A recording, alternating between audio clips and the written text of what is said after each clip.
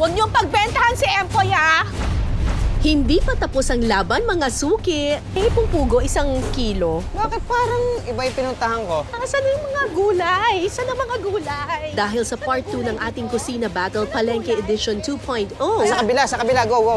Ate, ang bilis sa'yo. Ano na lahat eh? 1 chop suey. Wait lang, anong chop suey? Sinorkat mo eh.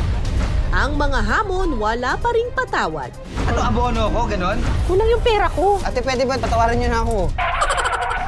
60. Kulang pa rin ako eh. Dito, puhunan ng pasensya. Ano natin kasi may manok pa akong babayaran eh. Bilis ng kamay. Tricycle! Yun! Diba, nabawin. At husay sa kusina. Okay na. Sorry, pag natikman mo to, makakalimutan mo yung kaklase mo nung grade 3. Nakalimutan ko na naman talaga eh. Cara versus Empoy, kaninong diskarte sa palengke ang mas matimbang? At tatanghaling pinasarap kusina battle palengke winner.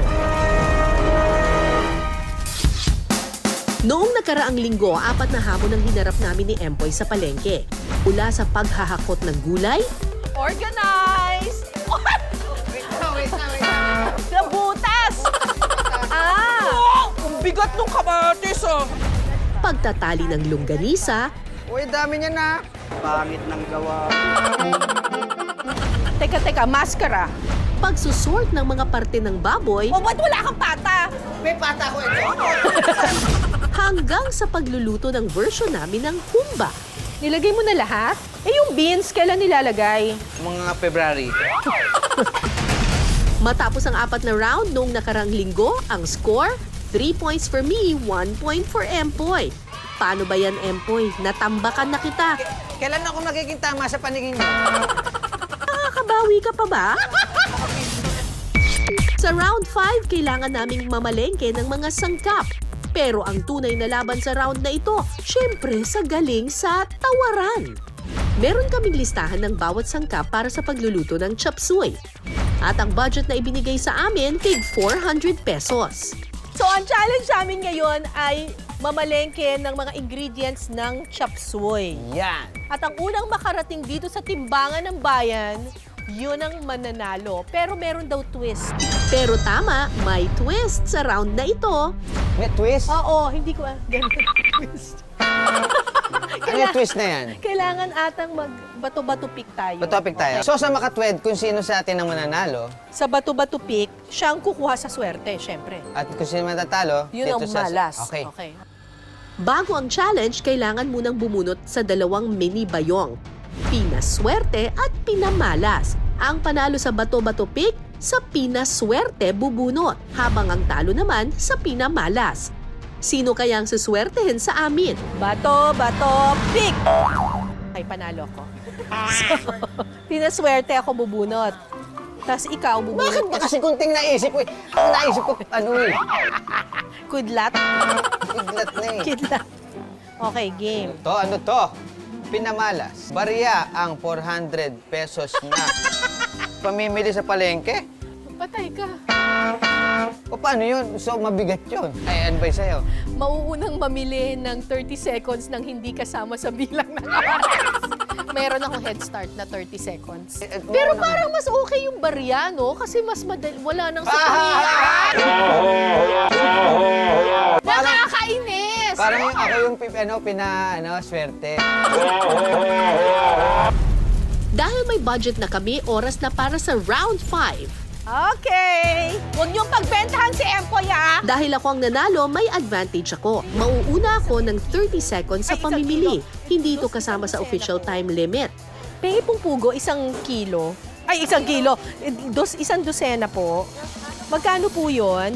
Bawal pa ako, ganun. At dahil pinamalas si Empoy, barya-barya ang 400 pesos na budget niya sa pamimili. Thank you! Saan yung mga gulay? Saan ang mga gulay? Saan ang gulay dito? Saan ang gulay? Saan? Saan ang mga gulay?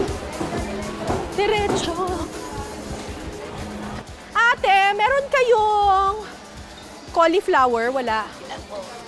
1/8. 1/8. Wala. Dun. Ate! Cauliflower po, 1/8. 1/8? Oo. Kaya lang sobra ng 1/8. Okay lang po. Tapos po, broccoli, 1/8 din po. Tapos po isa nito, tsaka isa nito. Carrots, 1/8 din po. Sayote, 1/4 kilo. Ito na lang, te! Oh, yan. Tingnan mo, 1/4 kilo. Magkano na po lahat? Chicharo meron kayo? Chicharo, ano lang po, isang guhit. Repolyo. Saan nakakabili ng young corn? Young corn, isang pack lang. Okay, magkano na lahat? So nauna siya ng 30 seconds. Hindi pwedeng gumalaw si Empoy, kaya pagkakataon na natin ito. Kaya ate, pakibilisan ang pagkukwenta. Ito na pala yung young corn! Okay na guys, let's go! Sa malamig nga. Ay, hindi. Naku. Nasaan sila? Wait lang. Bakit parang iba yung pinuntahan ko? Ate, sayote. 1/4 sayote. Carrots, 1/8. Ano yung 1/8? Bell pepper, red bell pepper. Green bell pepper. Green bell nandun sa kabila. Sa kabila, go. Broccoli, ayan. 1/8 lang. Ito pa yung young corn, ate. Sorry. Ate, binibilang mo to, ha? 1/8 pala eh. 0.34 eh. Okay lang yan. Ako na ba? Ako bahala dyan. Wait lang. Suy? 1 chop suey. Wait lang. Anong chop suey? Polyo. Sinorkat mo eh. Polyo, mag-chop suey. Repolyo. Okay. Chicharo, ano yun? Ito, chicharo. Isang guhit lang. Marami na yun. O, maraming guhit. Cauliflower, yun dyan. Wala eh. Walang cauliflower? Broccoli lang pwede. Broccoli lang, okay. Puta. Magkano po lahat? Atay po, 1/8 na atay. Magkano? Pagbilan, atay na manok. Atay. Sige, pagbilan. 1/8 lang. Atay na manok. Thank you. Pugo, walang pugo. Wait lang. Pugo. Pengi po. Ito, 50 sakto po. May bilang. Isang dosina to. Isang dosina. Opo, tama naman po. Cauliflower, may cauliflower po kayo dyan. Cauliflower. Yo. Magkano po? 150? Medyo mahal pala ang cauliflower, ha? 60, 80. 120. 140. Yan. Thank you po, salamat. Woo! Cauliflower, pugo. Wait. Ate, magbabayad na ako. 337. Wala pa yata 60 pesos doon dito. Ate, sa'yo na to?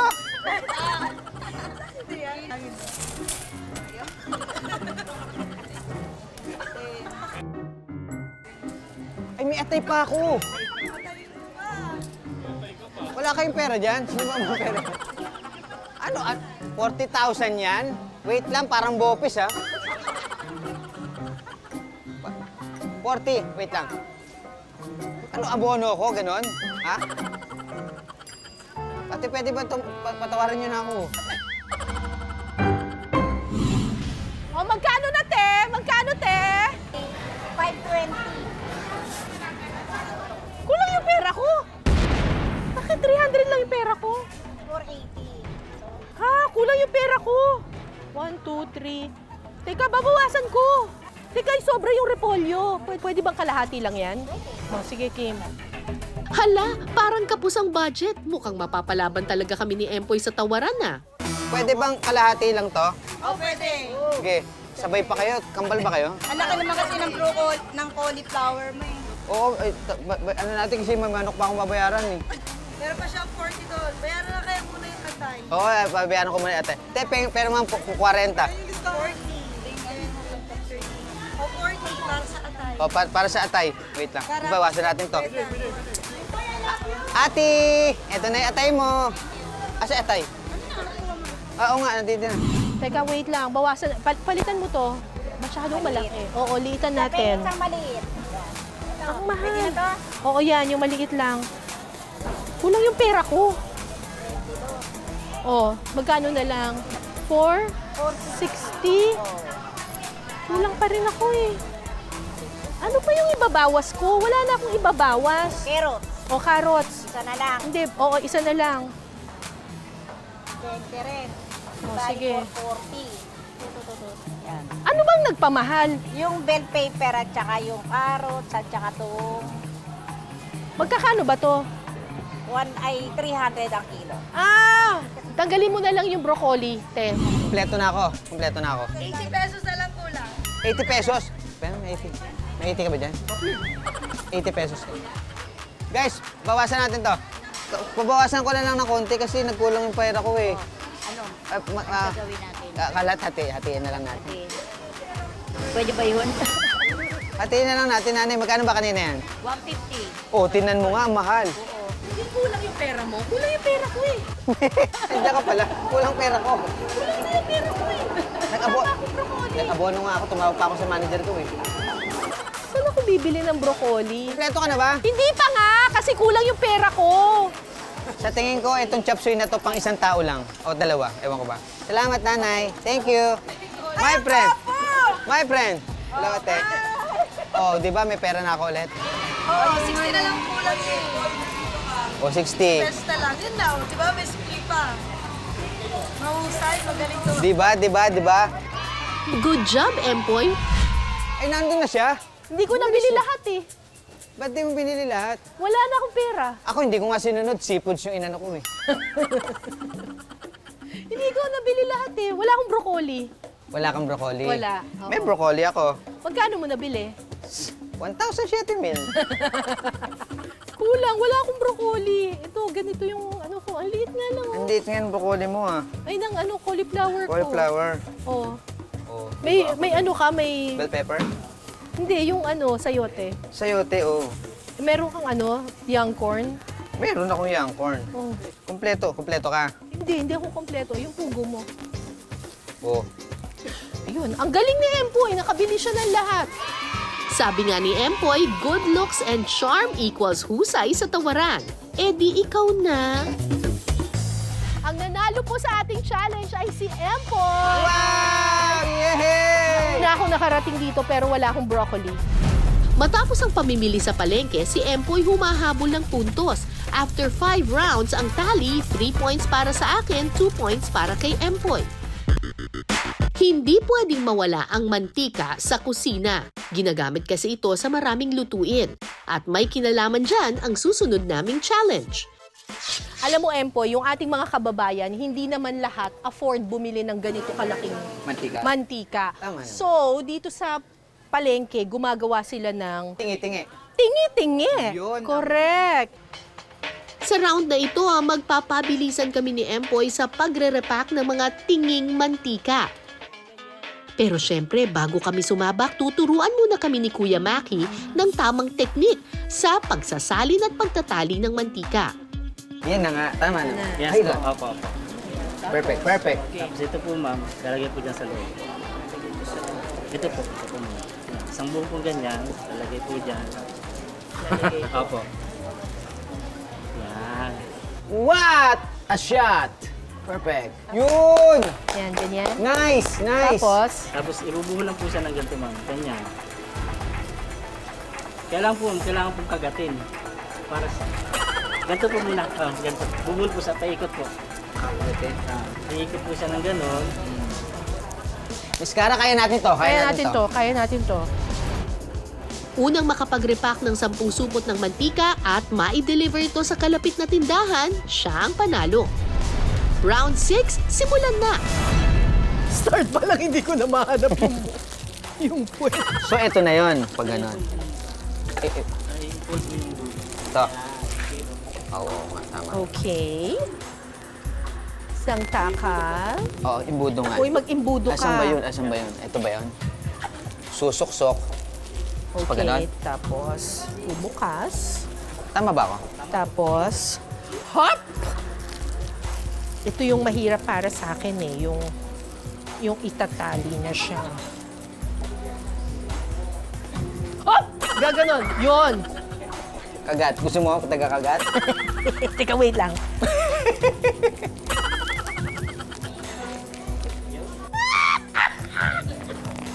Okay. One down. One down. Wait lang. Kailangan talaga pala parang mas malobo siya. Kailangan malobo eh. No? Challenge sa akin yung kagat. 2 down. Ang ganda! Parang plastic balloon, no? Birthday? Malinis ako eh. Okay, ilan na sa'yo? 4 din, pero ang punggok nung isa. Wait lang, parang magkakasabay pa tayo ah. Hindi pala biro ang pagbabalot ng tinging mantika. Yun! Di ba? Nabawi. Mahina talaga ako sa pagtatali. Okay lang yan, Emengard. Makakaalis din tayo sa kwadra pagdating ni Sarah. Oh my God. Wow! Naughty! What a perfect! Uy, nakasampu na ako! Hep, bago mo yan i-deliver, ipacheck muna natin kung pasado yan sa merkado. Check mo nga, sir, kung okay siya. Ano yung mga hindi okay? Ito lang medyo alanganin siya. Ayan. May 3 alanganin. Kasi maliit po siya konti. Ulitin mo. Ulitin ko yun? Sorry.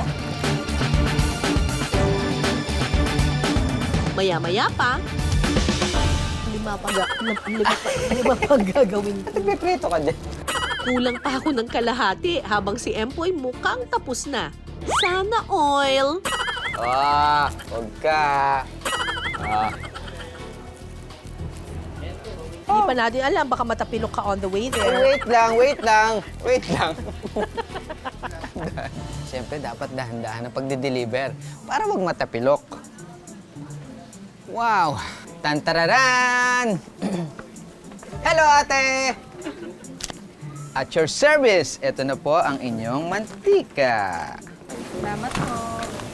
10 yan. Walang labis, walang kulang. Thank you po. Ang aking kaibigan na si Miss Cara ay nandun pa.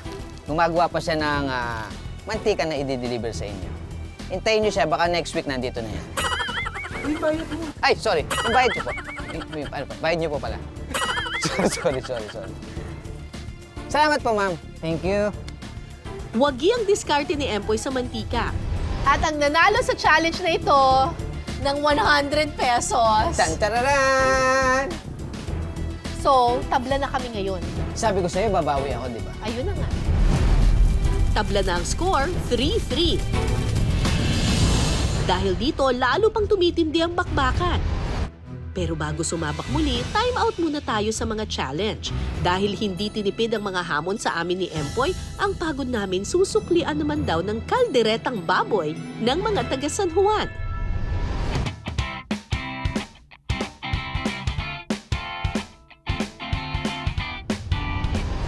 Sa kawali, una munang igigisa ang bawang, sibuyas at bell pepper. Tapos, minarinate ko na kanina itong pork ribs para kumapit yung lasa. Next natin ilalagay itong tomato paste. Sangkutsa natin siya. Carrots. Sunod na ilalagay ang carrots, patatas at tubig. Pagkatapos, hayaan lang itong kumulo. Makalipas ang 30 minuto, idagdag ang green peas, liver spread, seasoning, cheese, paminta, dahon ng laurel, asukal at sili. Pakuluin pa ito ng ilang minuto o hanggang lumambot ang baboy. Kapag luto na, isalin lang sa malinis na pinggan.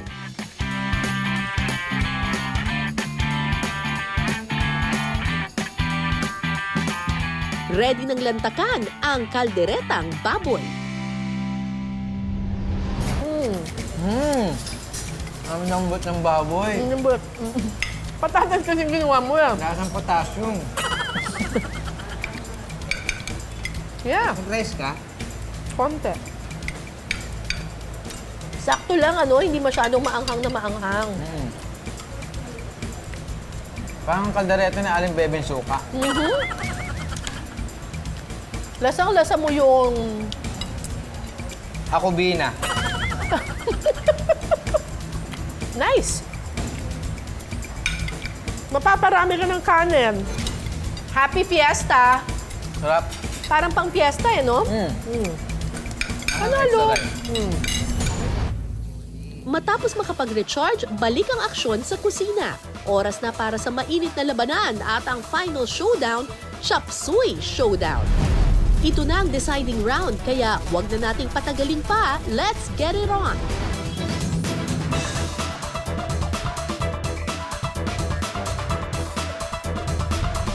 Magluluto kami ngayon ni Empoy ng chop suey. Kasi ito yung pinamalengke namin kanina. At maraming salamat. Bibigyan mo ako ng broccoli. Tsaka, ang ganda ng mga carrots. Siyempre, magaling humiwa yung wardrobe. Yes! Ano inuna mo? Mantika! Tama naman. My God!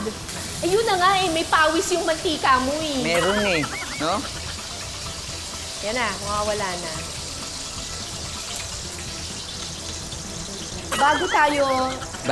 Bago tayo magsimula sa pagluluto Yun na. ng chop suey.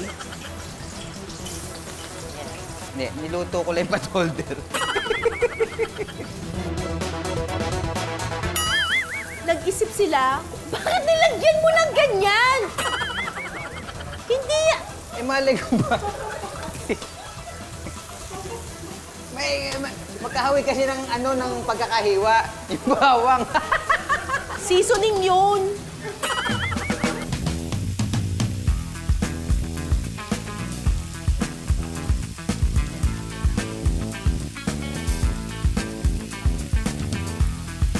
Kaninong diskarte kaya ang papasa sa mga hurado? Pagkatapos nito, ilalagay na natin yung pinakamatigas. Cauliflower. Tama ba ako? Let's put in the young corn. Ayaw nga. Pero ang mahal ng broccoli, ah. Ang mahal, 350 per kilo. Magaling ka lang tumawad.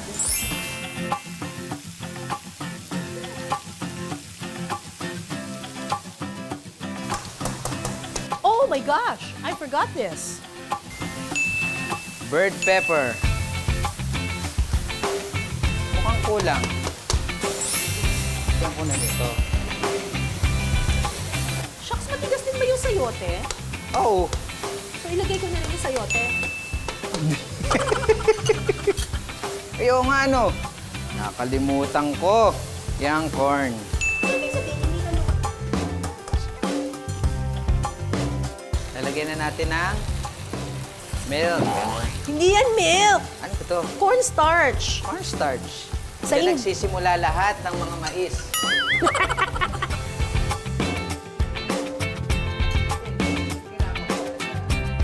Kita niyo yan? Wala daw lasa. Tapos mamaya yun sa kanya pinakamasarap.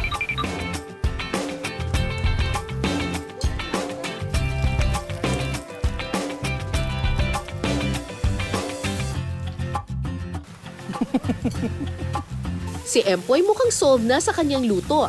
Ako naman, pressured much? Okay na. Sorry, pag natikman mo to, Masarap. makakalimutan mo yung kaklase mo nung grade 3. Talaga? Nakalimutan ko na naman talaga eh. Okay, lalagay ko na yung Dragon Balls. Okay na to.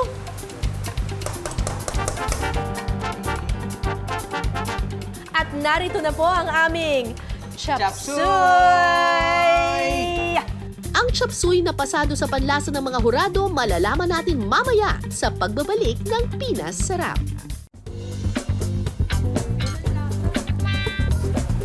Sa final challenge sa amin ni Empoy, kaninong version kaya ng Chop Suey ang pasado? 3-3 ang score, tabla ang laban. Kaya naman sa round na ito, magkakaalaman. At ang huhusga via blind tasting ang mga lodi ng San Juan sa pagluluto. Tiki man time na! Ngayon po titikman nyo na po, ma'am, ang aming chop suey. Sana po hindi kayong mabilaukan. Yes!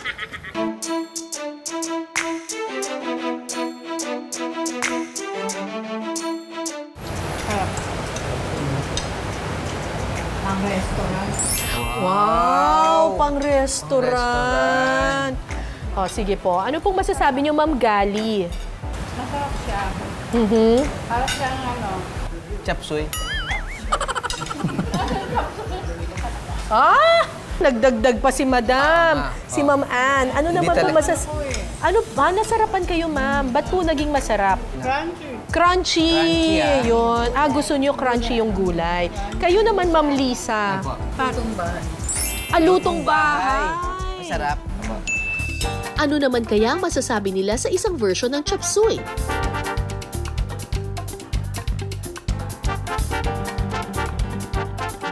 Pansin po namin, kayong dalawa lang po ang hindi nagtutubig. Dahil po ba... Yan.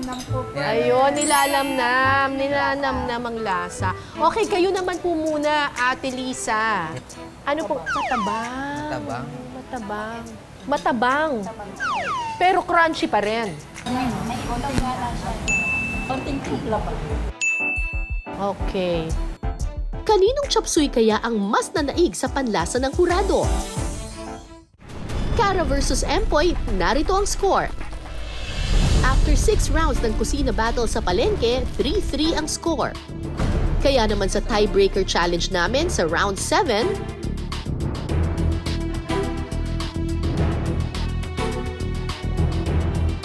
Eto. Okay, ito sa akin. ikaw, ma'am. Ayun. Ay, mataba. Okay. Panalo ang chop suey ko. At ang final score, 4-3. Talaga namang ikaw dapat talaga manalo. Dahil?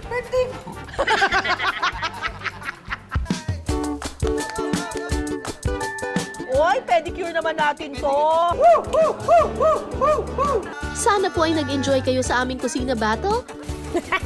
Magandang gabi, ako po si Cara David at ito ang Pinas Sarap. Napakasarap na